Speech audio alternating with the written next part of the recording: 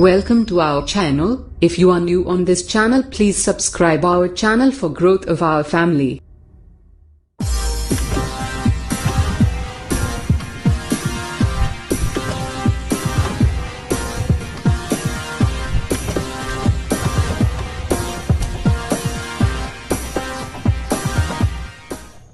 Hello students, first of all greetings to all and welcome to all. As you know that we have started the very first chapter of chemistry for class 12 CBSE, that is chapter 1 solid state in the last video lecture. And in the last video lecture we have studied about the introductory part of this chapter, that is solid state. And we will go through the articles of this chapter, that is matter, existence of matter, solid state, classification of solids. Then in the classification of solids we come to know that the solids are classified in the following two types on the basis of their internal structure, that is first one is crystalline solid and other one is amorphous solids. Clear? I think it all will be clear if you have studied the lecture 1 of solid state. After that I am here to have the lecture 2 for the solid state, lecture 2 solid state. So before starting the lecture 2 solid state, I will recall the articles covered in the last video lecture. Just recall, not give complete knowledge about them. So if any of the student didn't watch the last video lecture and didn't study the last video lecture, it is recommended so him that he can study the last video lecture, that is lecture 1 solid state, before go through the lecture 2 of solid state. So just recall them. Matter. What is matter? Matter is anything that has mass and occupies space. Anything that has mass and occupies space. That is every substance which satisfy the two conditions, that is having mass and occupation of space. Occupation of space, that is occupied space of any object, is also known as its volume. Is it clear? I think matter जो term है वो आपने last video lecture में तो पढ़ी होगी और इससे पहले आप अर्लियर क्लासेस में भी इसे पढ़ के आ चुके हैं.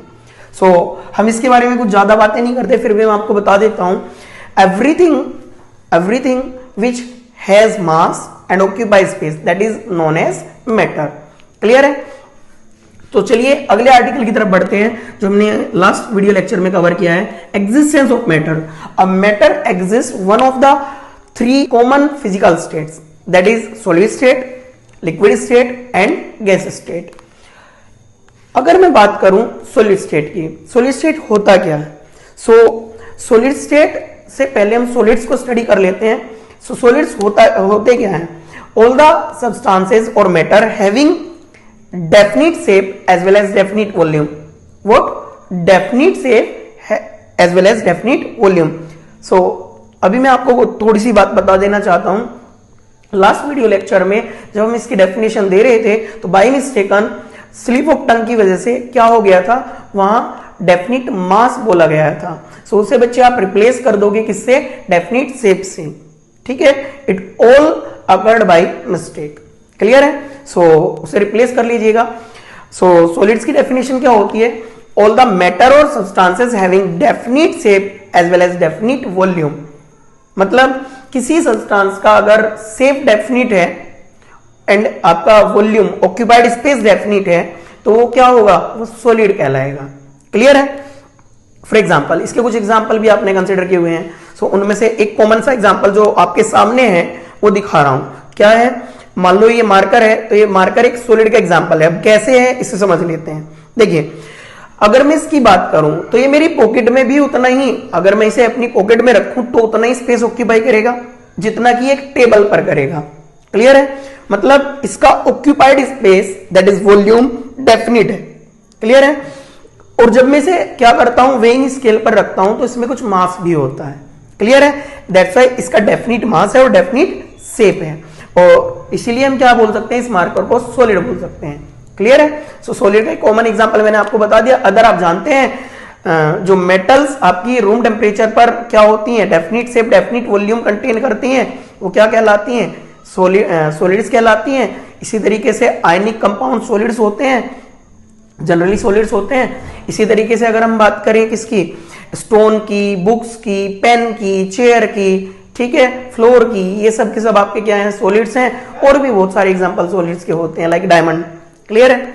सो अभी हम बात कर लेते हैं किसकी, इसके बाद जस्ट आते हैं लिक्विड्स एंड गैसेस पर। एक्चुअली होता क्या है एग्जिस्टेंस में, मैं आपको बता देता हूं कि एग्जिस्टेंस में सॉलिड स्टेट में या सॉलिड में एग्जिस्ट करता है, दूसरा या तो सॉलिड स्टेट में एग्जिस्ट कर सकता है, फिर लिक्विड स्टेट में एग्जिस्ट कर सकता है, लिक्विड स्टेट, या फिर गैसियस स्टेट में एग्जिस्ट कर सकता है, गैसियस स्टेट में एग्जिस्ट कर सकता है। क्लियर है? अब ये जो लिक्विड स्टेट है और गैसियस स्टेट है वो यहाँ क्लास 12 के चैप्टर 1 सॉलिड स्टेट वाले सिलेबस में नहीं है, because we have studied both liquid state and gaseous state in the earlier class, that is class 11th, chapter 5 states of matter. Is it clear? Hope that it all will be clear.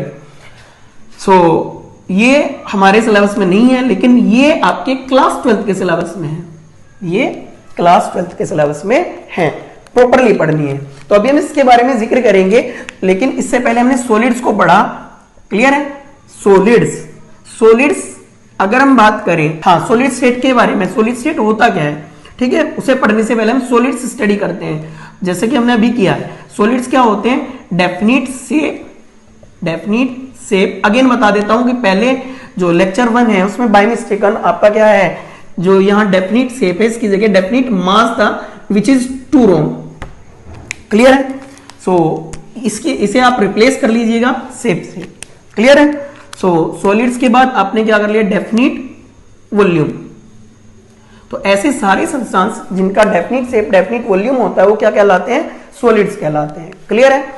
तो अब इसके बाद हमने study किया हुआ है characteristics of solid. यहां नहीं लिखा, लेकिन मैं आपको बता देता हूं कि हमने लास्ट वीडियो लेक्चर में क्या किया हुआ है, लेक्चर 1 सॉलिड स्टेट में स्टडी किया हुआ है कैरेक्टरिस्टिक्स ऑफ सॉलिड्स। उनमें कुछ पॉइंट्स थे। फॉर एग्जांपल फर्स्ट था डेफिनिट शेप, वहां अगेन मैं बता रहा हूं, यहां हमने क्या लिखा था, डेफिनिट मास। क्लियर है? By mistaken. सो मैं आपको बताता हूं, फर्स्ट पॉइंट जो कैरेक्टरिस्टिक्स का था उसमें था definite shape and definite volume. Clear है? तो इनके डेफिनिट शेप डेफिनिट वॉल्यूम होते हैं। ठीक है? सेकंड पॉइंट, ये आपका हाई इनकम्प्रेसिबिलिटी शो करते हैं और लो कंप्रेसिबिलिटी शो करते हैं। ठीक है? मतलब ये ऑलमोस्ट इनकम्प्रेसिबल होते हैं। क्या होते हैं? इनकम्प्रेसिबल। अब ये इनकम्प्रेसिबल होने से मतलब क्या है, जब इन पर हम फोर्स अप्लाई करते हैं तो विदाउट ब्रेकिंग इनकी शेप में कोई चेंज नहीं हो रहा होता, मतलब ये प्रेस वगैरह नहीं हो रहे होते। क्लियर है? सो इस प्रॉपर्टी को बोलते हैं इनकम्प्रेसिबिलिटी। क्लियर है? कंप्रेस मतलब प्रेस ना होने की टेंडेंसी, ये प्रॉपर्टी, इसे बोलते हैं इनकम्प्रेसिबिलिटी। तो सॉलिड्स ऑलमोस्ट इनकम्प्रेसिबल होते हैं। क्लियर है? या इनकी जो इनकम्प्रेसिबिलिटी होती है वो बहुत हाई होती है। क्लियर है? इसके बाद हमने स्टडी किया था interparticle spaces between interparticle spaces of solids very very small, that is negligible होते हैं। क्लियर है? इसके बाद हमने स्टडी किया हुआ होता है कि जो इंटरपार्टिकल फोर्सेस ऑफ अट्रैक्शन होते हैं वो बहुत स्ट्रॉन्ग होते हैं, बहुत हाई होते हैं। क्लियर है? वो बहुत हाई होने का रीजन है क्योंकि पार्टिकल्स आपके बहुत ज्यादा क्लोज हो जाते हैं तो डिस्टेंस कम होने से फोर्सेस ऑफ अट्रैक्शन का मैग्नीट्यूड बढ़ जाता है।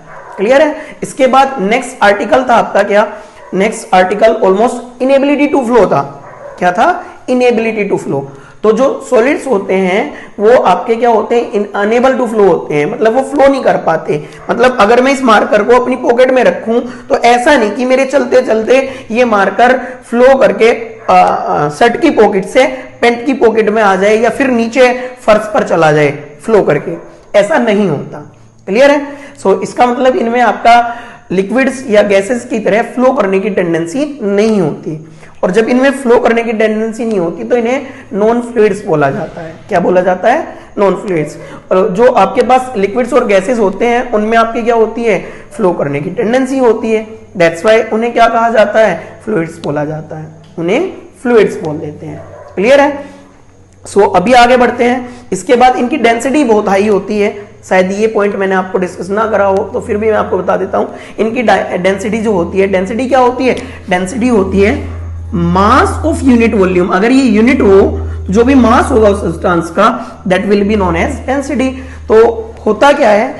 Out of solids, liquids and gases, जो सॉलिड्स होते हैं उनमें mass contain in the unit volume वो ज्यादा होता है, इसी वजह से उनकी डेंसिटी भी ज्यादा होती है। क्लियर है? सो ऑलमोस्ट इतने पॉइंट्स हमने कवर किए थे। अगर कोई रह गया हो तो आप लेक्चर 1 सॉलिड स्टेट से कवर कर लेना, एक बार उसे जरूर देख लेना अगर आपने नहीं देखा है तो। क्लियर है? सो अभी हम थोड़ा आगे बढ़ते हैं।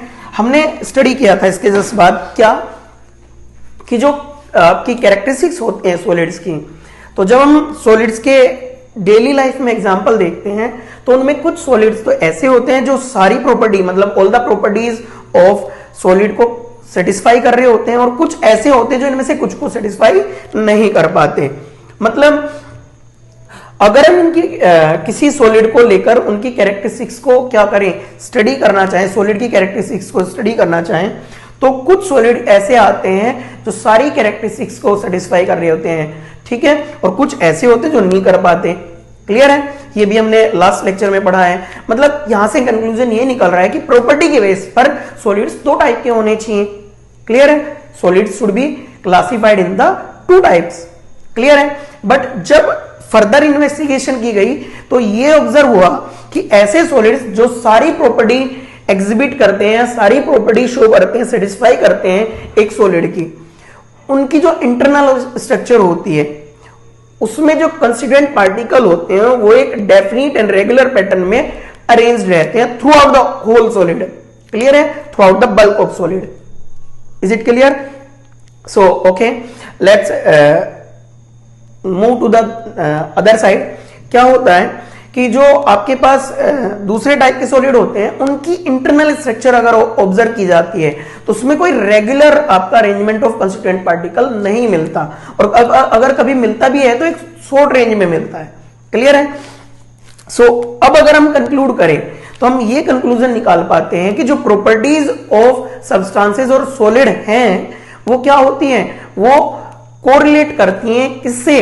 वो कोरिलेट करती हैं internal structure of them. Clear है? तो उनकी इंटरनल स्ट्रक्चर से कोरिलेट कर रही होती हैं। मतलब अगर सॉलिड्स की इंटरनल स्ट्रक्चर बदल जाती है तो उनकी प्रॉपर्टीज भी बदल सकती हैं। क्लियर है? सो अब जो फर्दर केमिस्ट थे उन्होंने जो सॉलिड्स थे उन्हें क्लासिफाई किया in the following two types, that is crystalline solid and amorphous solid. अब ये क्या थे? क्रिस्टलाइन सॉलिड में उन्होंने ऐसे सॉलिड्स को रखा जो all the properties of solids को सेटिस्फाई करते हैं, दैट इज जिनकी इंटरनल स्ट्रक्चर में क्या होता है? एक रेगुलर एंड डेफिनिट पैटर्न होता है throughout the solid. Clear है? Of constituent particle. इनमें डेफिनिट पैटर्न, इनमें क्या होता है? Definite, regular and definite. क्या? Regular and definite pattern of constituent particle. Regular and definite pattern of constituent particles।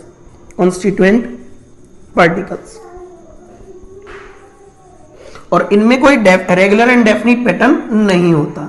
Regular, note regular and definite pattern of constituent particles। Clear है? तो crystalline solid में क्या होता है? कॉन्स्टिट्यूएंट पार्टिकल का regular and definite pattern होता है throughout the bulk of the solid. Bulk मतलब टोटल मास। अब ये कॉन्स्टिट्यूएंट पार्टिकल से मतलब क्या है? जैसे कॉन्स्टिट्यूएंट पार्टिकल होते हैं बिल्डिंग ब्लॉक्स। बिल्डिंग ब्लॉक मतलब जिन भी पार्टिकल से मिलकर एक मैटर या सब्सटेंस बना हुआ है उन्हें क्या बोल देते हैं? हम उन्हें बोल देते हैं कॉन्स्टिट्यूएंट पार्टिकल्स। अब जैसे कि अगर मैं बात करूं एक रूम को हम कंसिस्ट कर रहे होते हैं, जब हम एक रूम को का कंस्ट्रक्शन करते हैं तो उसके कंस्ट्रक्शन के लिए मिनिमम बेस यूनिट क्या चाहिए होती है, हमें चाहिए होती है ब्रिक्स। सो ब्रिक्स को रखकर हम क्या कर रहे होते हैं, एक रूम का प्रिपरेशन करते हैं बेसिकली। सो जो बेस यूनिट है दैट इज जिससे मिलकर एक रूम बना है वो क्या है, ब्रिक्स। तो ब्रिक्स क्या है, उसकी बिल्डिंग ब्लॉक है। क्लियर है। इसी तरीके से मैटर के लिए जो बिल्डिंग ब्लॉक होते हैं या फिर कॉन्स्टिट्यूएंट पार्टिकल होते हैं वो एटम्स, मॉलिक्यूल्स और आयंस होते हैं। बिकॉज एक मैटर या तो एटम से मिलकर बना होता है, मॉलिक्यूल से या फिर आयंस से। क्लियर है। सो अब बात कर लेते हैं regular and definite pattern through out the bulk of the solid, through out the bulk of the solid, bulk of the solids. Clear है। और इनमें क्या होता है, इनमें कोई रेगुलर एंड डेफिनिट पैटर्न नहीं होता। अगर कभी होता भी है तो एक शॉर्ट रेंज में हो रहा होता है। क्लियर है। अगर कभी किसी सॉलिड में एक regular arrangement, regular and definite arrangement of constituent particle आ जाता है, वो शॉर्ट एरिया में होता है, शॉर्ट जोन में होता है। क्लियर है। सो जो क्रिस्टलाइन सॉलिड हैं इन्हें हम क्या कह देते हैं, इन्हें ट्रू सॉलिड भी बोलते हैं बच्चे। क्या बोलते हैं, ट्रू सॉलिड्स। क्यों, क्योंकि ये क्या करते हैं, ये all the properties of solids को सेटिस्फाई करते हैं। इसी तरीके से इन्हें क्या करते हैं, इसमें एक लॉन्ग रेंज में, मतलब जितनी भी स्ट्रक्चर है होल स्ट्रक्चर में क्या होता है, होल स्ट्रक्चर में एक रेगुलर एंड डेफिनिट पैटर्न होता है कंस्टिट्यूएंट पार्टिकल का। क्या होता है, रेगुलर एंड डेफिनिट पैटर्न। इसीलिए क्या बोलते हैं हम, इन्हें बोल सकते हैं लॉन्ग रेंज ऑर्डर्ड। ऑर्डर्ड मतलब definite and regular, regular definite pattern, long range ordered solids. Clear है, कोई प्रॉब्लम तो नहीं। सो आपको समझ आ गया होगा कि इन्हें ट्रू सॉलिड और लॉन्ग रेंज ऑर्डर्ड सॉलिड्स बोलते हैं। क्लियर है। सो क्रिस्टलाइन तो बोलते ही हैं। नेक्स्ट इधर अब अगर मैं बात करूं तो अमोर्फस सॉलिड कौन से होते हैं जिनमें regular and definite pattern of constituent particle नहीं होता। अगर होता भी है तो एक शॉर्ट रेंज में होता है। सो इसीलिए इन्हें आपका देखो क्या बोल सकते हैं, पहला प्रॉपर्टी के बेस पर, क्योंकि ये सारी प्रॉपर्टी एग्जिबिट नहीं करते सॉलिड की, सारी प्रॉपर्टीज को सेटिस्फाई नहीं करते, इसलिए इन्हें बोल सकते हैं हम फॉल्स सॉलिड। क्या बोल सकते हैं, फॉल्स सॉलिड। मतलब ये सॉलिड तो है लेकिन सॉलिड की सारी प्रॉपर्टी एग्जिबिट नहीं करते, तो ऐसे सॉलिड को हम स्यूडो सॉलिड भी बोलते हैं बच्चे, PSEUDO, स्यूडो सॉलिड्स। क्लियर है, आई थिंक क्लियर होगा। सो इसके बाद अगर मैं बात करूं, इसके बाद मेरे पास क्या है, अमोर्फस सॉलिड को एक और नाम से जाना जा सकता है। किसके बेस पर, कभी कभी जब शॉर्ट रेंज में रेगुलर एंड डेफिनिट पैटर्न होता है उसके बेस पर इन्हें बोल सकते हैं शॉर्ट रेंज ऑर्डर्ड सॉलिड्स। जबकि हर केस में ये आपका क्या, शॉर्ट रेंज में भी रेगुलर एंड डेफिनिट पैटर्न नहीं होता। क्लियर है, कभी कभी होता है, कुछ सॉलिड्स में होता है। Short range ordered solids, ordered solids. Clear है, कोई प्रॉब्लम नहीं होगी। ठीक है।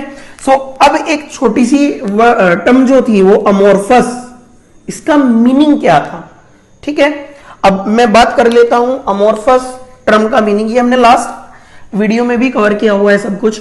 सो इसमें अमोर्फस टर्म से मतलब होता है नो फॉर्म, और मैंने आपको बताया था कि इसे हम नो डेफिनिट फॉर्म भी कंसीडर कर सकते हैं। क्लियर है, no definite form amorphous. Amorphous term means होता है क्या, इस टर्म का मीनिंग होता है नो फॉर्म, नो फॉर्म और no definite form, no definite form. Clear है, इसीलिए इसमें आपका कोई डेफिनिट अरेंजमेंट नहीं हो रहा होता।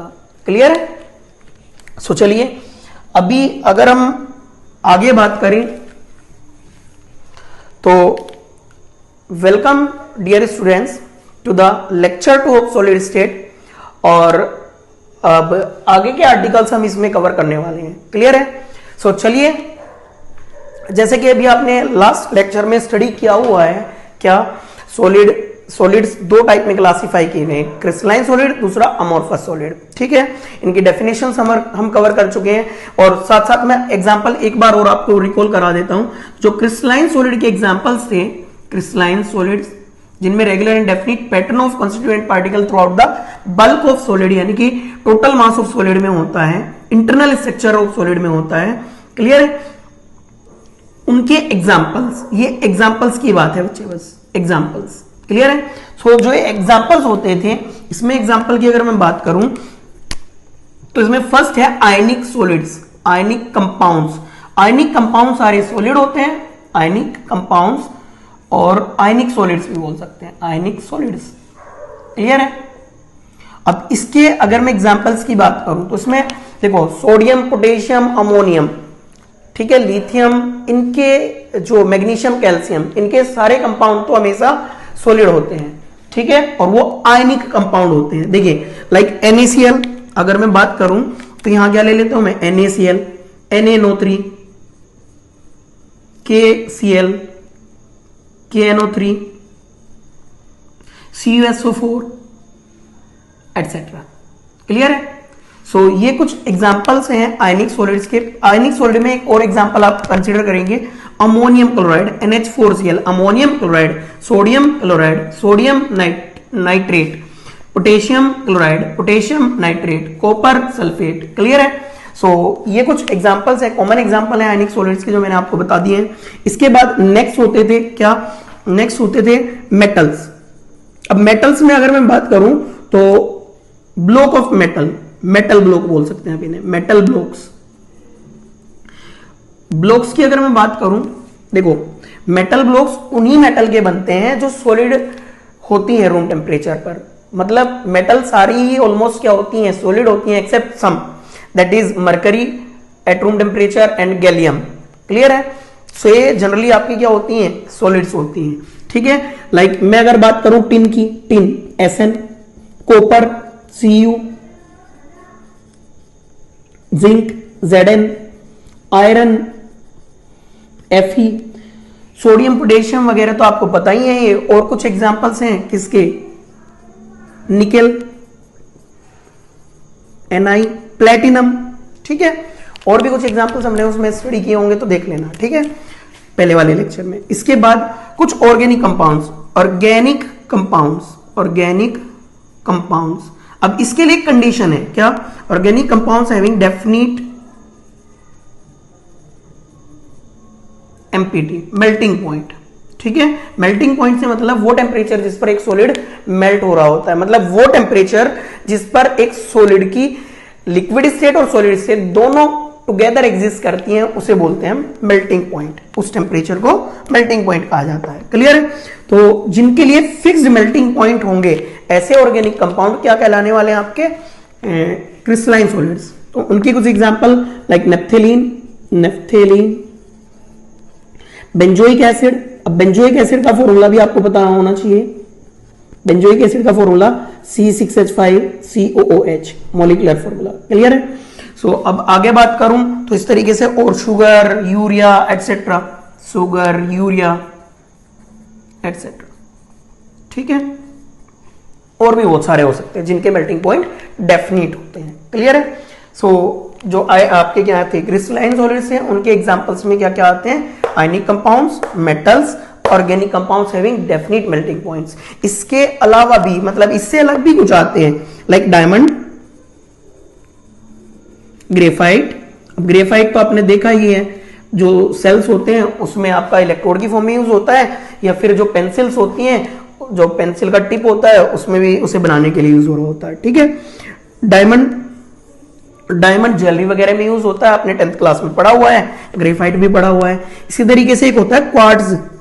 क्वार्ट्ज, क्वार्ट्ज क्या होता है, देखो क्वार्ट्ज का एक डेली लाइफ में एग्जांपल तो बस कौन सा होता है, क्वार्ट्ज का डेली लाइफ में एग्जांपल एक लाफिंग जो मिरर होता है। आपने अगर देखा हो तो जब भी आप किसी हॉस्पिटल में, किसी आपका क्या मॉल वगैरह में जाते हो तो उसके जो कॉर्नर हैं उस पर क्या लगा रहता है, एक कर्व्ड फॉर्म में ग्लास लगा रहता है। जैसे उसके आप क्लोज जाते हो तो वो आपकी क्या जो बॉडी शेप है उसे थोड़ा सा एनलार्ज कर देता है, और जब आप और ज्यादा क्लोज जाते हो, एंगल चेंज करते हो, तो आपकी बॉडी की शेप्स भी चेंज होती दिखाई पड़ती है।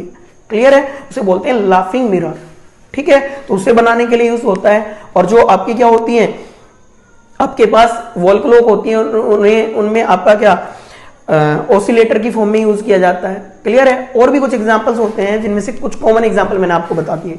क्लियर है। सो आगे बढ़ते हैं। ये कुछ एग्जांपल्स, कॉमन एग्जांपल थे क्रिस्टलाइन सॉलिड्स के, ठीक है, आगे बात करते हैं इसके कुछ एग्जांपल्स की जो हमने पहले पढ़ी थी। ठीक है, देखिए इसके बाद अमोर्फस सॉलिड्स की, अमोर्फस सॉलिड के एग्जांपल, अमोर्फस सॉलिड्स, इसके एग्जांपल की अगर हम बात करें, इसके एग्जांपल क्या क्या होते थे। ठीक है, इसके एग्जांपल में अगर हम बात करते हैं एग्जांपल्स, ठीक है, इसके एग्जांपल्स में आ जाता है क्या, इसके एग्जांपल में फर्स्ट आ जाते हैं ऑल पॉलीमर्स, ऑल पॉलीमर्स। ठीक है, क्योंकि पॉलीमर्स ऑर्गेनिक कंपाउंड होते हैं जनरली, और इनके क्या होते हैं, इनके कोई डेफिनेट मेल्टिंग पॉइंट कभी नहीं होते। क्लियर है, सो हम इन्हें इस कैटेगरी में कंसीडर करेंगे। पॉलीमर का आपको कैसे पता लगेगा, जिन भी ऑर्गेनिक कंपाउंड के नेम के पहले पॉली वर्ड आपका पॉली प्रीफिक्स एडेड होगा। क्लियर है, सो वो आपके जनरली क्या होते हैं, पॉलीमर होते हैं। फॉर एग्जांपल पॉलीथीन, क्या, polythene, polythene, polyvinyl chloride, vinyl chloride, polyurethane. इसी तरीके से अगर हम बात करें तो नेक्स्ट हो सकता है क्या, हाँ कुछ और जिनमें पोली नहीं होता, पॉलीमर्स जरूरी नहीं है सबके नेम के पहले पोली लगाओ, कुछ ऐसे भी होते हैं जिनमें पोली नहीं लगा होता, like cellophane, cellulose etcetera. Clear है, सो ये कुछ कॉमन एग्जांपल हैं पॉलीमर्स के जो मैंने आपको बता दिए हैं। अभी आगे बात करते हैं, एक तो कैटेगरी पॉलीमर्स की होगी, उसके बाद आपके पास क्या जाती हैं, जो हाँ फाइबर्स, क्या आते हैं, फाइबर्स। फाइबर्स भी जनरली पॉलीमर के एग्जांपल होते हैं। फाइबर्स में आपका क्या जाते हैं, फाइबर्स में नायलॉन 6 नायलॉन के फाइबर आ जाते हैं, टेरिलीन डेक्रोन आ जाता है, टेरिलीन डेक्रोन। ठीक है, और भी अगर मैं बात करूं सेल्यूलोज भी फाइबर की कैटेगरी, नहीं सेल्यूलोज नहीं बच्चे। ठीक है, नेक्स्ट आगे बात करें, इसके बाद आ जाती है प्लास्टिक्स, ग्लास, रबर।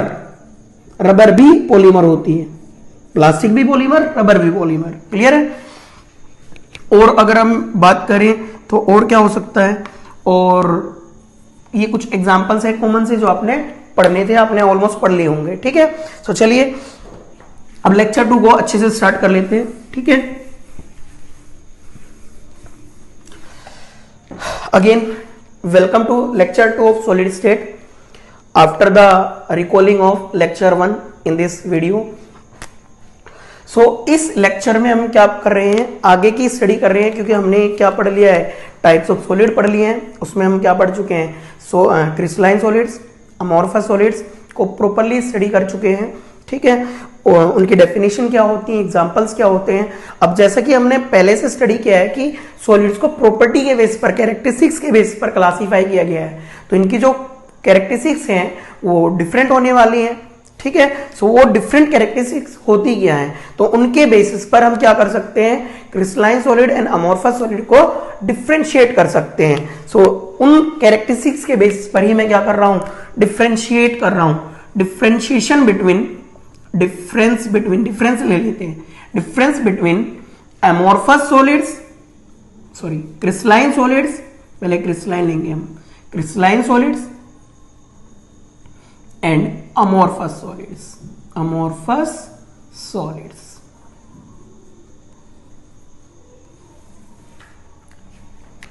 सो चलिए, जैसे कि आप रेगुलर ट्रेंड में आप करते आए हैं, क्या एक साइड बोर्ड के एक दो पोर्शन बना लेते हैं, एक साइड क्रिस्टलाइन सॉलिड लिख लेते हैं, क्रिस्टलाइन सॉलिड सॉलिड्स, और नेक्स्ट दूसरी साइड में लिख लेते हैं amorphous solids, amorphous solids.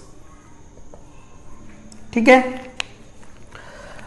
I think सब कुछ समझ आ रहा होगा आपको। सो फर्स्ट पॉइंट पर चलते हैं। एक्चुअली फर्स्ट पॉइंट क्या बता रहा होता है, फर्स्ट पॉइंट यही बताता है कि ये आपके क्या होते हैं, इनमें रेगुलर एंड डेफिनिट पैटर्न होता है, regular and definite pattern, definite pattern of constituent particles. अब कॉन्स्टिट्यूएंट पार्टिकल्स क्या क्या हैं, कॉन्स्टिट्यूएंट पार्टिकल्स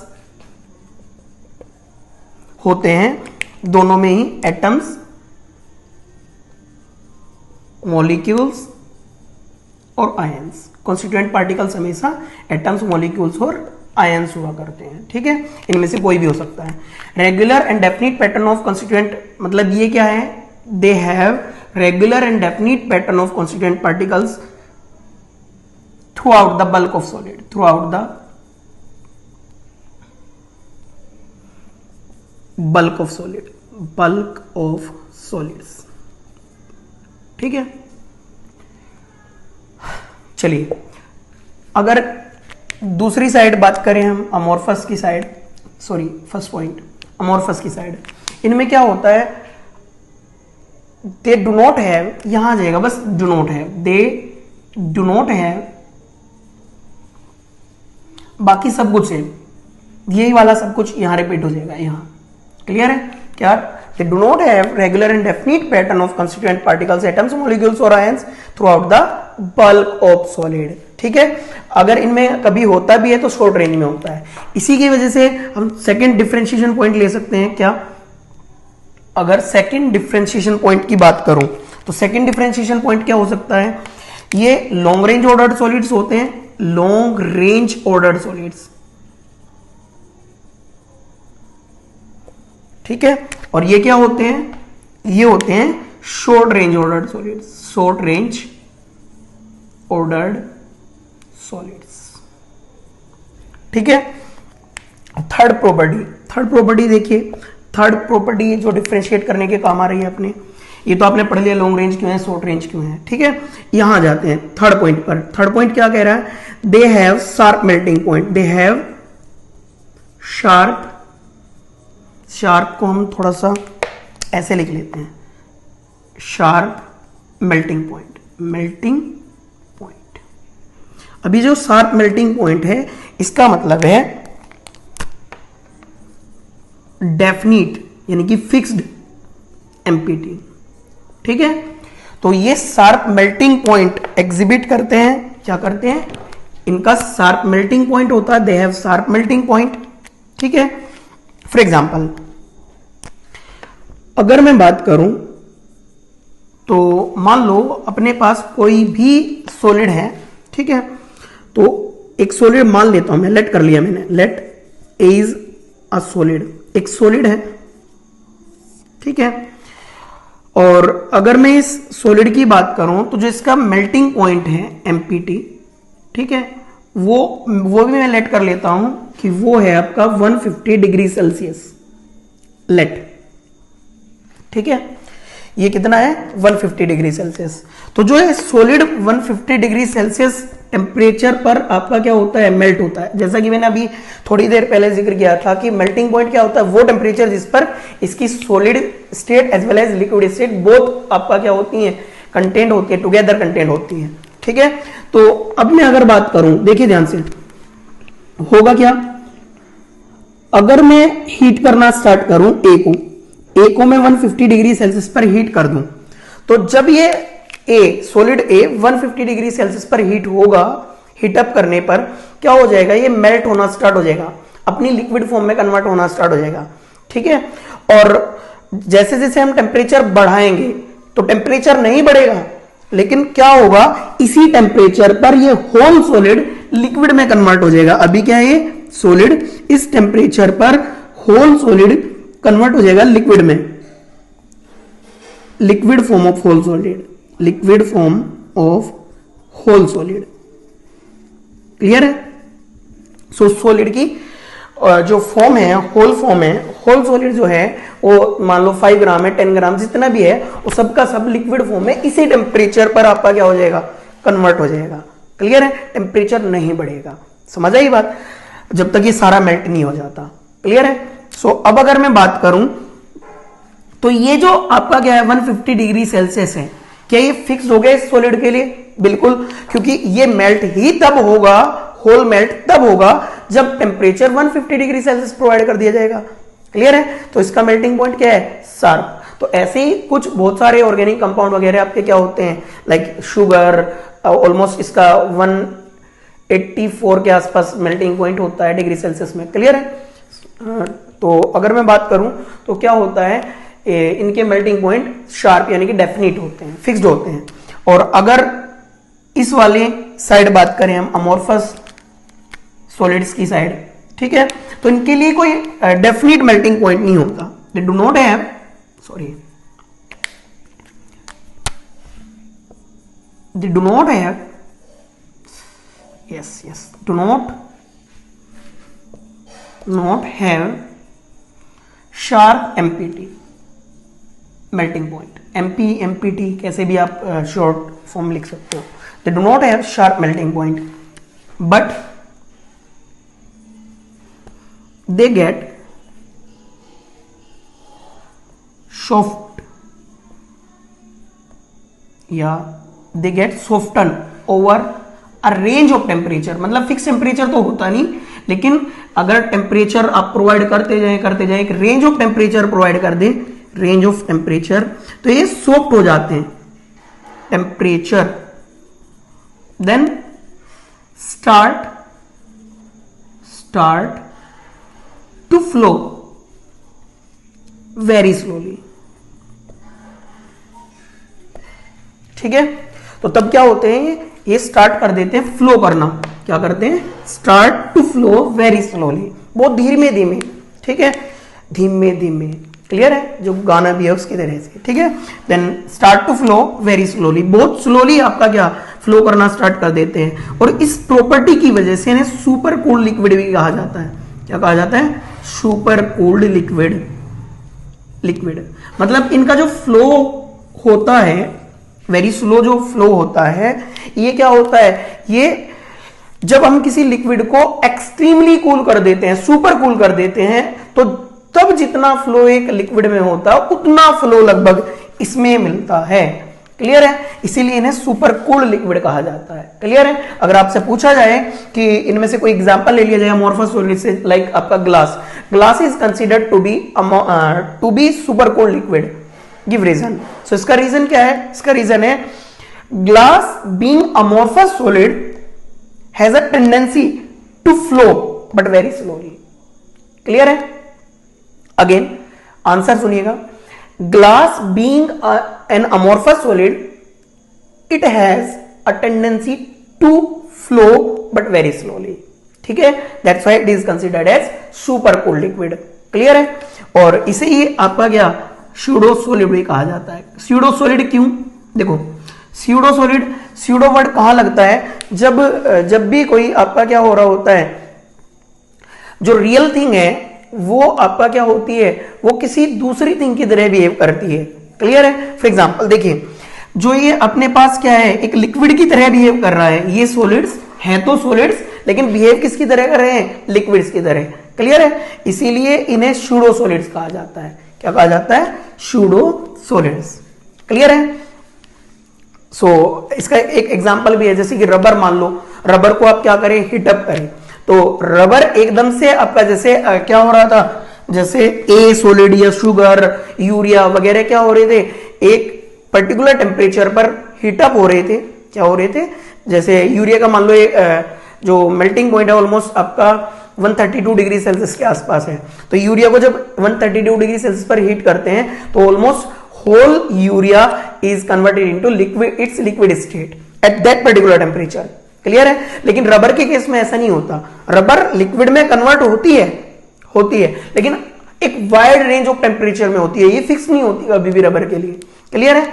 इसीलिए क्या होते हैं, इनका कोई शार्प मेल्टिंग पॉइंट नहीं होता. इनके लिए कोई भी शार्प मेल्टिंग पॉइंट नहीं होता. क्लियर है. Let's move on to the next property of these. I think आपको सबको समझ आ गए होंगे. इसके बाद मैं फोर्थ पॉइंट पर मूव करने वाला हूं. सो देखिए,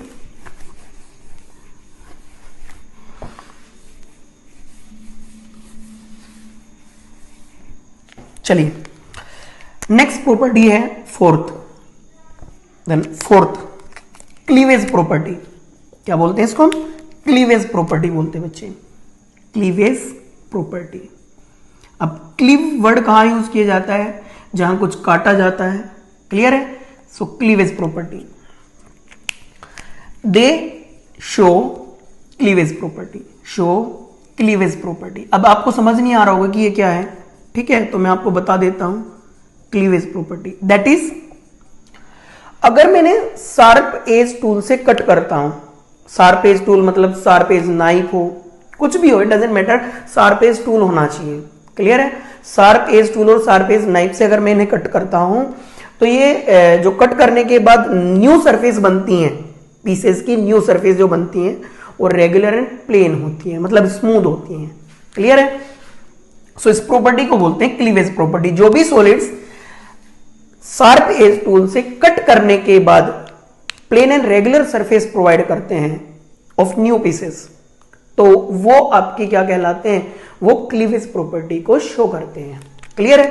फॉर एग्जांपल देखिए, तो पहले मैं इसे लिख देता हूं, but they show property, cleavage property, that is they provide plain and regular surfaces of new pieces formed after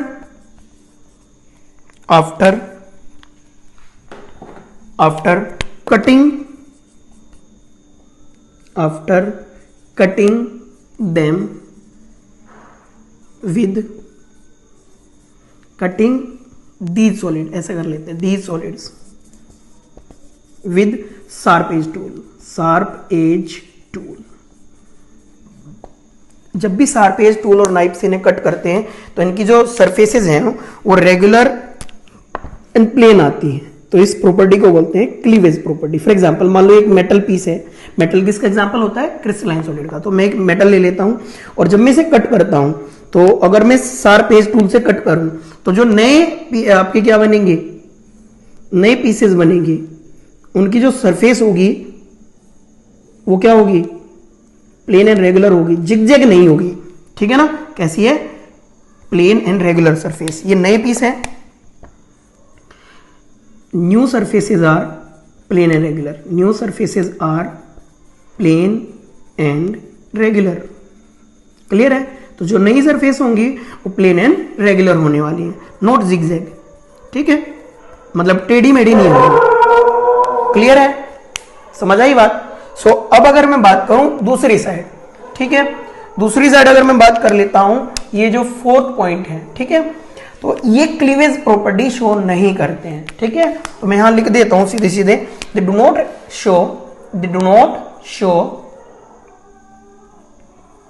show cleavage property. इनमें से कोई भी क्लीवेज प्रॉपर्टी शो नहीं करता। मतलब जब हम क्या करते हैं, इन्हें कट करते हैं, क्या करते हैं? इन्हें कट करते हैं शार्प एज टूल से या शार्प एज नाइफ से, तो होता क्या है? लाइक रबर, ये मेटल पीस था, मेटल, और ये ले लेता हूं मैं रबर का एग्जांपल, क्योंकि रबर किसका एग्जांपल है?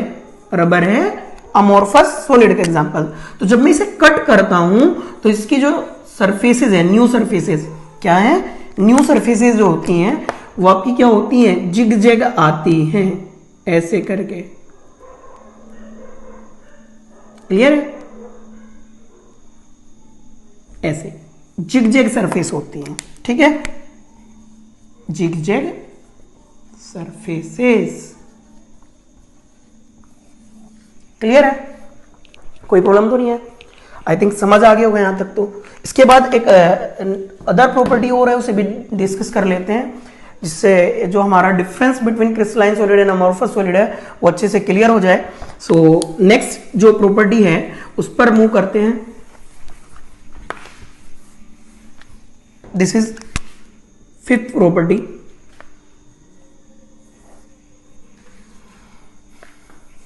ठीक है? देखिए फिफ्थ प्रॉपर्टी आपकी क्या है? एक छोटी सी टर्म है। देखिए जब भी किसी सॉलिड को मेल्ट करने के लिए, मतलब डेफिनिट हीट लगती है, ठीक, सॉरी डेफिनिट टेम्परेचर लगता है, मतलब डेफिनिट मेल्टिंग पॉइंट होता है, तो उस सॉलिड को मेल्ट होने के लिए एक पर्टिकुलर टेम्परेचर की डेफिनिट हीट की रिक्वायरमेंट होगी, है कि नहीं? मतलब अगर मैं क्रिस्टलाइन सॉलिड को मेल्ट कराऊं तो इनके मेल्टिंग पॉइंट क्योंकि शार्प होते हैं तो डेफिनिट मेल्टिंग पॉइंट होंगे, एक पर्टिकुलर टेम्परेचर की इन्हें हीट की रिक्वायरमेंट होगी to be converted into liquid as volume. Clear है? सो अगर मैं बात करूं तो मैं क्या करूंगा क्रिस्टलाइन सॉलिड के लिए, ठीक है, क्रिस्टलाइन सॉलिड के लिए एक डेफिनिट टेम्परेचर की डेफिनिट हीट लगने वाली है फॉर मेल्टिंग, ठीक है, जिसे बोलते हैं हीट ऑफ मेल्टिंग और हीट ऑफ फ्यूजन। अब बताइए क्या ये डेफिनिट नहीं होगी? बिल्कुल डेफिनिट होगी। किसके लिए? क्रिस्टलाइन सॉलिड के लिए। क्लियर है?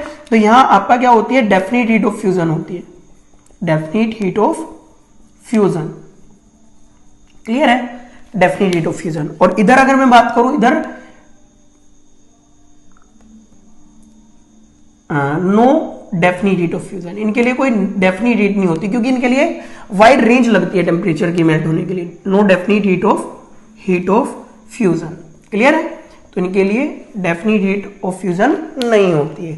क्लियर है? Next article, sorry next point of difference is क्या कि ये जो क्रिस्टलाइन सॉलिड है, these are anisotropic in nature, these are anisotropic in nature, anisotropic in nature. अब ये क्या है कि ये एनाइसोट्रोपिक होते हैं, इसका मतलब क्या है? इसका मीनिंग है दे एग्जिबिट एनाइसोट्रोपी, दे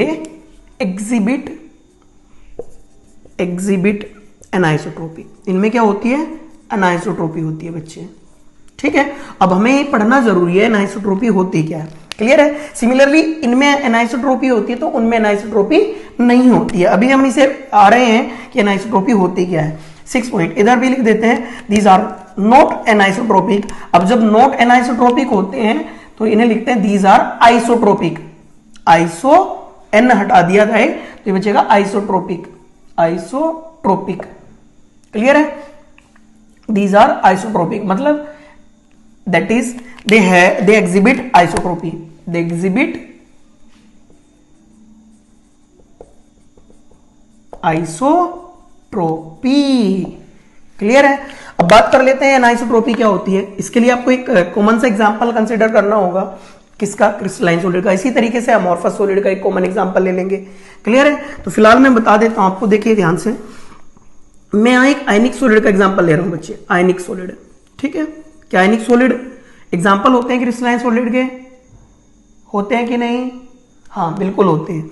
तो आयनिक सॉलिड में अगर मैं बात करूं तो आयनिक सॉलिड में जो अरेंजमेंट होता है इस तरीके से होता है, पहले कैटायन फिर एनायन, या पहले एनायन फिर कैटायन, मतलब each cation is surrounded bye anion. Clear है? फिर क्या होगा? फिर से आपका क्या इस तरीके से अरेंजमेंट होगा। चलो मैं बना देता हूं पहले, ठीक है, बाद में बात कर लेंगे इसके बारे में।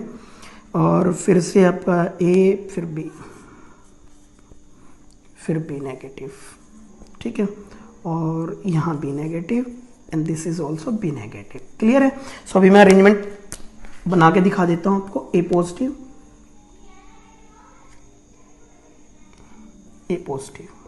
ठीक है, फिर बी नेगेटिव, ए पॉजिटिव, फिर ए पॉजिटिव, फिर से बी नेगेटिव। क्लियर है? फिर ए पॉजिटिव, फिर ए पॉजिटिव एंड फिर यहां जाएगा बी नेगेटिव। क्लियर है? So B negative and then here is A positive, because in an ionic solid each ion is surrounded by oppositely charged ion. ठीक है? So अगर हम बात करें यहां तो ऐसा कुछ अरेंजमेंट हो जाएगा एक सॉलिड में। ठीक है? एक और बात मैं आपको बता दूं, जो एनाइसोट्रोपी है, जो ये प्रॉपर्टी है, ये डायरेक्ट आपका क्या अरेंजमेंट डिपेंडेंट होती है। अगर अरेंजमेंट ऑफ पार्टिकल चेंज हो रहा है तो इसकी वैल्यू चेंज हो जाती है। ठीक है? सो देखिए ये अपने पास क्या एक आयनिक सॉलिड का कॉमन सा एग्जांपल मैंने मान लिया है। ठीक है? वो है, अब मैं अगर बात करूं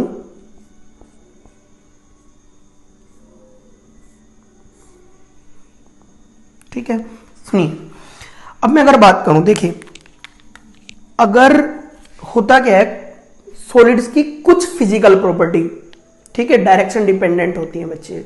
ठीक है? डायरेक्शन भी क्या कहूं मैं कहूं कि अरेंजमेंट डिपेंडेंट होती है। ठीक है? Which lie in the different direction. Clear है?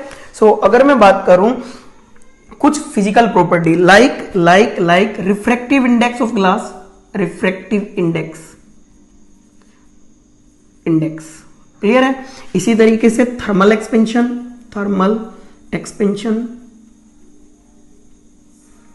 ठीक है, एटसेट्रा, कुछ और भी होती है, ठीक है। सो अगर फिलहाल तो मैं कॉमन एग्जांपल कंसीडर कर रहा हूं, देखिए जो थर्मल एक्सपेंशन वगैरह प्रॉपर्टी होती हैं, सम फिजिकल प्रॉपर्टीज, ये क्या होती हैं, डायरेक्शन अरेंजमेंट डिपेंडेंट होती हैं। डिफरेंट डायरेक्शन में अगर डिफरेंट अरेंजमेंट होगा तो इनकी वैल्यू डिफर कर जाती है, ठीक है। और वो प्रॉपर्टी जिसमें कुछ physical property like these different direction में डिफरेंट वैल्यू देती हैं, तो उस प्रॉपर्टी को बोलते हैं एनाइसोट्रॉपी। क्लियर है।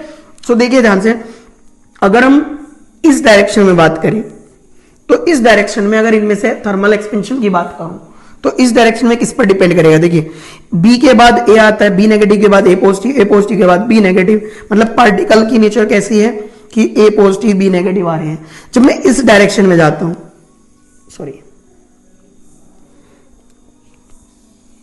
जब मैं इस डायरेक्शन में बात कर रहा हूं, इस वाली में, ठीक है, तो यहां ए पॉजिटिव आ रहे हैं, तो पार्टिकल का अरेंजमेंट बदल रहा है। क्लियर है। इसके बदलने की वजह से जो थर्मल एक्सपेंशन की वैल्यू होती है वो बदल जाती है इस डायरेक्शन में। क्लियर है। सिमिलरली देखो यहां मेजर करूं मैं तो यहां पार्टिकल कौन से आ गए, ये सब बी नेगेटिव है, ठीक है। सो होता क्या है, कुछ फिजिकल प्रॉपर्टीज की वैल्यू जब डिफरेंट डायरेक्शन में डिफरेंट वैल्यू देती हैं तो उस प्रॉपर्टी को बोलते हैं एनाइसोट्रॉपी। और ये किसकी कैरेक्टरिस्टिक होती है, this is characteristic of crystalline solid. Clear है। सो चलिए इधर क्या होता है, क्योंकि इधर आपका कोई रेगुलर अरेंजमेंट होता ही नहीं कंस्टिट्यूएंट पार्टिकल का, ठीक है। तो होता क्या है, जब इधर कोई रेगुलर अरेंजमेंट नहीं होता कंस्टिट्यूएंट पार्टिकल का, तो इधर होता क्या है, जिस भी डायरेक्शन में आप इन्हें मेजर करते हो, क्योंकि रेगुलर है हर जगह, ठीक है, तो कोई प्रॉपर आपका क्या वैल्यू नहीं मिल रही होती, ऑलमोस्ट इक्वल वैल्यू मिलती है। क्लियर है। जैसे ग्लास का रिफ्रैक्टिव इंडेक्स सेम रहता है, ग्लास का रिफ्रैक्टिव इंडेक्स सेम कब रहता है, फॉर एग्जांपल देखिए अगर मैं प्लेन मिरर ले लूं, प्लेन मिरर, ठीक है, प्लेन मिरर लेकर अगर उसके सामने मैं अपनी एक उंगली रखूं, एक प्लेन मिरर है मेरे पास, सामने उंगली रखी, तो जब आप ऑब्जर्व करते हो प्लेन मिरर को तो उस ग्लास में आपको क्या इक्वल साइज की आपको फिंगर दिखाई पड़ रही होती है, ठीक है, लेकिन लिटरल इन्वर्जन होता है। आपको पता है कि प्लेन मिरर में लिटरल इन्वर्जन होता है। क्लियर है। सो फिंगर दिखाई पड़ती है सेम साइज की, लेकिन जब अगर मैं बात करता हूं किसकी, इसे थोड़ा मूव करता हूं राइट और लेफ्ट, तो भी इसी साइज की दिखाई पड़ती है। क्लियर है। यहां करूं तो भी उसी साइज की दिखाई पड़ रही होती है। मतलब ना तो इसकी शेप में चेंज कोई आता है, ना ही इसकी किस में चेंज आ रहा होता है, ना इसके साइज में कोई चेंज आ रहा होता है, तभी भी ये लेटरली इन्वर्ट रहती है और इधर भी लेटरली इन्वर्ट रहती है। क्लियर है। सो अगर मैं बात करूं इस ग्लास की, प्लेन मिरर के ग्लास की, तो उसका रिफ्रैक्टिव इंडेक्स नहीं बदल रहा होता, क्योंकि यहां से भी विजन वही है, सामने से भी वही है और इधर से भी वही है। क्लियर है। समझ आई बात। लेकिन जब मैं बात करता हूं किसकी, ध्यान से देखिए, जब मैं बात कर रहा होता हूं जो अभी मैंने एक जिक्र किया था लाफिंग मिरर, लाफिंग मिरर किसका बना होता है, yes you are right, quartz का बना होता है। सो उसमें क्या होता है, उसमें रिफ्लेक्शन सिमिलर टू द आपका क्या होता है, ग्लास होता है, लाइट का reflection similar to the glass होता है। और इसी प्रॉपर्टी का हम बेनिफिट उठाकर उसका क्या बना लेते हैं, लाफिंग मिरर बना लेते हैं, जो बहुत दूर की जो थिंग्स हैं, व्हीकल्स हैं या पर्सन है, उन्हें इजिली दिखा देता है। क्लियर है। सो होता क्या है, जैसे उसके सामने जाते हैं आप तो आपकी जो बॉडी है उसका वो एनलार्ज हो जाती है, थोड़ा राइट होते हैं, मतलब अगर आपका मैं बात करूं बेसिकली जो माउथ है, फेस आपका क्या हो जाता है, थोड़ा एनलार्ज रहता है। अब राइट में चले जाएं तो थोड़ा सा आपका क्या कहीं से स्लिम हो जाएंगे, कहीं से आपका क्या कहीं से थिकर हो जाते हैं, मतलब थोड़ा अलग अटपटा सा आपका फेस बन जाता है। लेफ्ट में चले जाए तो कुछ और टाइप का हो जाता है। इसका मतलब आपका कई बार ऐसा मोबाइल की एक फीचर में भी होता है। क्लियर है। मोबाइल के जो कैमरे की फीचर होती है उसमें भी कई बार ऐसा होता है। ठीक है। सो इस टाइप का क्या हो रहा होता है, चेंज आता रहता है जब भी हम लाफिंग मिरर के फ्रंट में जाते हैं। क्लियर है। सो लाफिंग मिरर क्या कर रहा है, लाफिंग मिरर ये बता रहा है कि उसका जो रिफ्रैक्टिव इंडेक्स है वो डिफरेंट है। क्लियर है? मतलब वो डायरेक्शन डिपेंडेंट है। जब आप इस डायरेक्शन में जाते हो तो कुछ और, सामने होते हो तो कुछ और, इधर होते हो कुछ और, लेकिन प्लेन मिरर में ऐसा कुछ नहीं हो रहा होता। क्लियर है? तो प्लेन मिरर आइसोट्रोपिक एग्जांपल, और जो आपका क्या लाफिंग मिरर है वो आपका किसका एग्जांपल हो जाता है? डायरेक्शन डिपेंडेंट, यानी कि एनाइसोट्रोपिक का। क्लियर है? आई थिंक यहां तक तो आपको सब कुछ समझ आ ही गया होगा। ठीक है, सो चलिए अभी नेक्स्ट आर्टिकल्स की भी बात कर लेंगे। ठीक है, सो इससे पहले कुछ क्वेश्चंस हैं आपके, ठीक है, उन्हें हम स्टडी कर लेते हैं। फॉर एग्जांपल देखिए, आपसे क्वेश्चन कहा जाता है कि एक आपके पास सॉलिड है, सॉलिड ए, ठीक है, उसका जो रिफ्रैक्टिव इंडेक्स है वो डेफिनिट नहीं है, फिक्स्ड नहीं है। ठीक है, डिफरेंट डायरेक्शन में डिफरेंट वैल्यूज दे रहा है। क्लियर है? तो बताएं कि वो जो सॉलिड है वो क्रिस्टलाइन सॉलिड है कि अमॉर्फस सॉलिड है। देखो, रिफ्रैक्टिव इंडेक्स डिफरेंट डायरेक्शन में डिफरेंट वैल्यू प्रोवाइड कर रहा है। क्लियर है? तो solid A will be anisotropic, that is crystalline solid. Clear है? सो क्रिस्टलाइन सॉलिड का एग्जांपल हो जाएगा। अगर इसी क्वेश्चन में थोड़ा चेंज कर दिया जाए, वो कह दे कि सॉलिड ए का रिफ्रैक्टिव इंडेक्स ऑल डायरेक्शंस में सेम है, ठीक है, then what is the nature of the solid? ठीक है, it is amorphous, because all direction में जब फिजिकल प्रॉपर्टी की वैल्यू, किसी फिजिकल प्रॉपर्टी की वैल्यू सेम आ जाती है, डिफरेंट डायरेक्शन में सेम है, तो इसका मतलब क्या हुआ? वो अमॉर्फस सॉलिड का एग्जांपल है, क्योंकि वो आइसोट्रोपी एग्जिबिट करता है। क्लियर है? अब अगर आगे बात करें हम थोड़ा सा, तो हाँ, एक छोटी सी प्रॉपर्टी में भूल गया था, मैंने आपको कहा था ना कुछ रह गया सॉलिड की कैरेक्टरिस्टिक्स में, क्या था? रिजिडिटी था। रिजिडिटी, सॉलिड्स रिजिड होते हैं बच्चे, मतलब नॉन फ्लेक्सिबल। क्लियर है? सो चलिए अब मैं क्वेश्चन कर लेता हूं, व्हाई सॉलिड्स आर रिजिड। ठीक है, सॉलिड्स रिजिड क्यों होते हैं? ठीक है, तो ये डिपेंड कर रहा होता है इंटरमोलिकुलर फोर्सेस ऑफ अट्रैक्शन पर। अगर इंटरमोलिकुलर फोर्सेस ऑफ अट्रैक्शन बहुत हाई होंगे, बहुत ज्यादा स्ट्रॉन्ग होंगे, तो रिजिडिटी ज्यादा होती है। क्लियर है? सो अब अगर मैं बात करूं, सॉलिड्स रिजिड होते हैं जनरली, तो क्यों होते हैं? Because of high attraction forces between the particles और molecules of the solid. Clear है? Next, solids have definite volume, अभी हमने डिस्कस किया था। डेफिनिट वॉल्यूम क्यों होता है? सो इसे भी बताएं। डेफिनिट वॉल्यूम इसलिए होता है क्योंकि जो पार्टिकल्स हैं सॉलिड्स के, वो अपनी, क्योंकि उनमें फोर्स ऑफ अट्रैक्शन ज्यादा होता है, तो एक पोजीशन पर फिक्स्ड रहते हैं, अपनी फिक्स पोजीशन के अराउंड ओनली वाइब्रेट कर सकते हैं, मूव नहीं कर सकते। अगर मूव कर सकते होते तो वॉल्यूम चेंज हो सकता था, ऐसा नहीं करो होता ही है, हो सकता था। क्लियर है? समझ आई बात? तो आप कहोगे कि fix due to their fix position, ठीक है, around which particles can vibrate only, ठीक है, नॉट मूव। चलिए, सो आगे बात कर लेते हैं। यहां तक हमने पढ़ा है कि सॉलिड्स क्या होते हैं, सॉलिड्स का कैटेगराइजेशन क्या होता है, उनमें डिफरेंस कैसे करते हैं। अब आगे क्वेश्चन होता है छोटा सा, क्या कि जो ग्लास है, glass super cooled liquid consider किया जाता है, क्यों? तो ऐसा मैंने आपको पहले इस वीडियो में बता चुका हूं मैं आपको कि क्यों होता है सुपर कूल्ड लिक्विड एक ग्लास। बिकॉज ये अमॉर्फस सॉलिड है और इसमें क्या होती है, मूव करने की टेंडेंसी होती है, बट वेरी स्लोली। क्लियर है? Hope that you all study and well understood all the things taught by me in this video lecture. So we'll further study in this lecture further articles. Clear? I think ये सब आपको समझ आ गया होगा और इसमें आपको कोई डाउट नहीं होगा। अगर किसी बच्चे को कोई डाउट हो तो मुझसे डिस्कस कर ले। पहले तो आप क्या करें, इस वीडियो को वापस से रिपीट करके देखें, और अगर बाई चांस फिर भी कोई डाउट आ रहा है तो मुझसे पूछ ले, डिस्कस कर ले। क्लियर है? सो अगर हम आगे बात करें, थोड़ा सा आगे जाए, तो होता क्या है, जो ओल्ड बिल्डिंग्स, ओल्ड सिविलाइजेशन से लिए हुए ग्लास होते हैं, मतलब जो कई सौ सालों, थाउजेंड्स ऑफ ईयर्स और हंड्रेड्स ऑफ ईयर्स की बिल्डिंग्स बनी हुई थी ओल्ड सिविलाइजेशंस की, उनके जो ग्लास होते हैं fix to the window panes, ठीक है, ऑफ ओल्ड बिल्डिंग्स। तो glass fix to the window panes of old buildings, वो स्लाइटली थिकर होते हैं एट बॉटम, ठीक है, देन द टॉप। ऐसा क्यों होता है? क्लियर है? ऐसा इसलिए होता है क्योंकि ग्लास क्या है, एक अमॉर्फस सॉलिड है, ठीक है। और कभी ये फिक्स टेम्परेचर पर मेल्ट नहीं हो रहा होता, लेकिन जब दिन में हजारों या कई सौ सालों तक इसकी क्या होती है, day heating followed by cooling, day heating followed by cooling, इस प्रोसेस के लिए हम एक टर्म यूज करते हैं एनीलिंग। क्या यूज करते हैं, एनीलिंग। और ड्यू टू विच क्या होता रहता है, day heating followed by cooling, इसकी वजह से क्या होता रहता है, जो लिक्विड है थोड़ा थोड़ा फ्लो करता रहता है। क्या करता रहता है, फ्लो करता रहता है in the influence of gravitational force. क्योंकि खिड़कियों पर जब भी हम ग्लास लगाते हैं वर्टिकली लगाते हैं, सो दैट जो सनलाइट वगैरह है वो आपका अच्छे से रीच कर जाए थ्रू इट।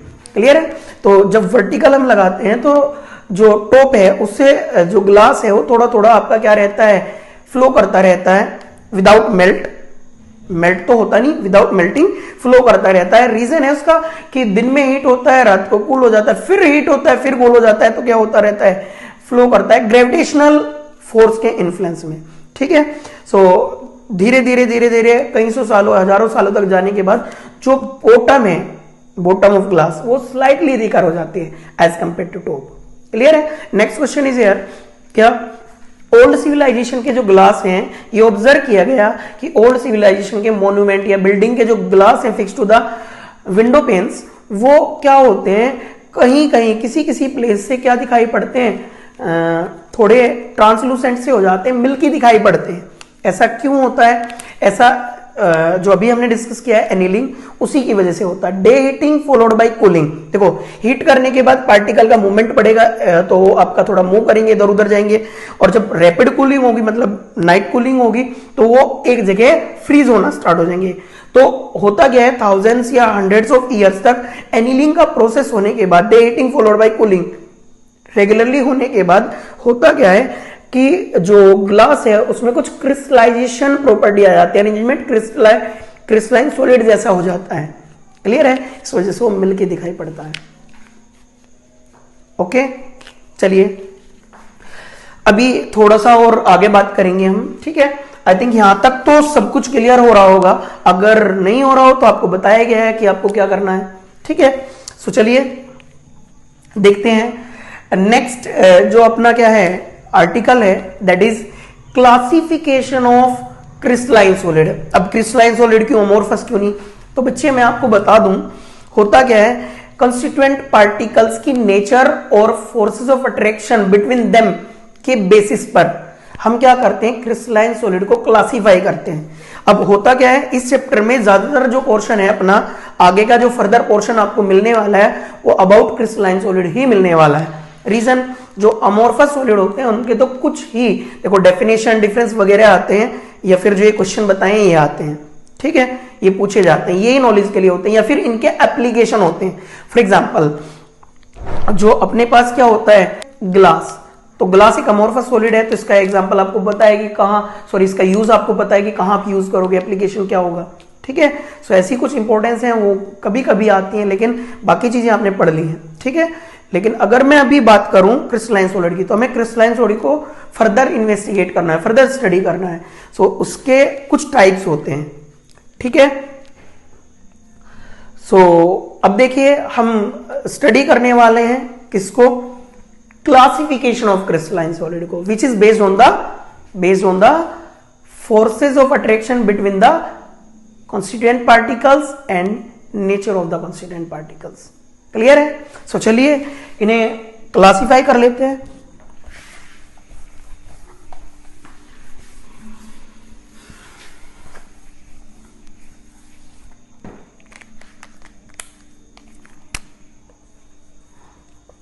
Classification of